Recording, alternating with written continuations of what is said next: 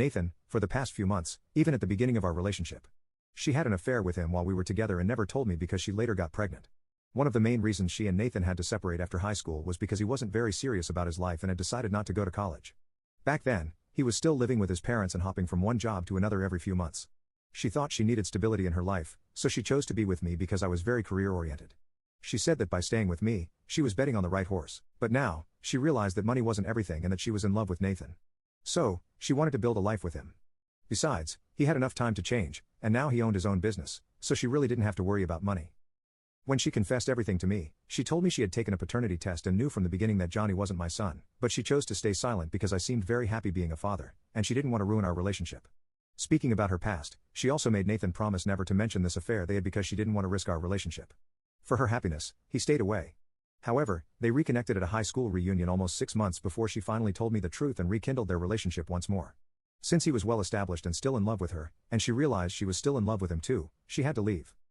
It was a horrible time for me because I had been with this woman for so long, had built a life with her, and yet they were doing this to me as if I meant nothing to her. Anyway, after telling me the truth, she left the house with all her things, but Johnny continued to live with me because he didn't want to leave with her.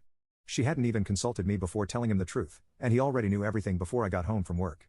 So, we ended up agreeing on shared custody of Johnny because, regardless of his biological paternity, he was entirely my son. I had raised him, and no one could take that away from me, not Nathan, not even Megan. I spoke with my lawyer and filed for divorce hours after discovering the truth, and the terms of my divorce petition were pretty simple and fair.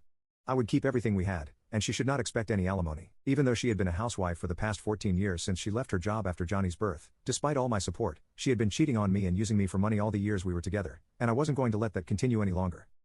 Of course, she didn't agree to that and contested the divorce terms, demanding alimony and a large amount of compensation. I was ready to fight for that, I didn't care. But she made things worse by requesting full custody 3 weeks ago because, apparently, she and Nathan planned to move to another city to open a branch of his business there too and wanted to take Johnny with them. I would be given visitation rights, but she demanded full custody because now things conveniently worked out so that they could be a happy family with Nathan.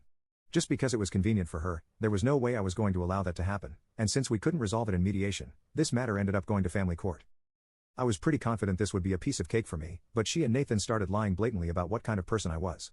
I had to work very hard to prove otherwise, which has complicated everything, despite Johnny himself saying that he would like to stay here with me since he has grown up here.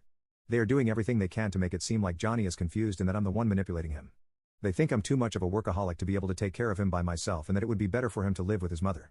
There's also the fact that I'm not actually his biological father, which makes everything take twice as long to resolve. Since the divorce proceedings started and Megan moved out, we came to an informal agreement on how we would share time with Johnny.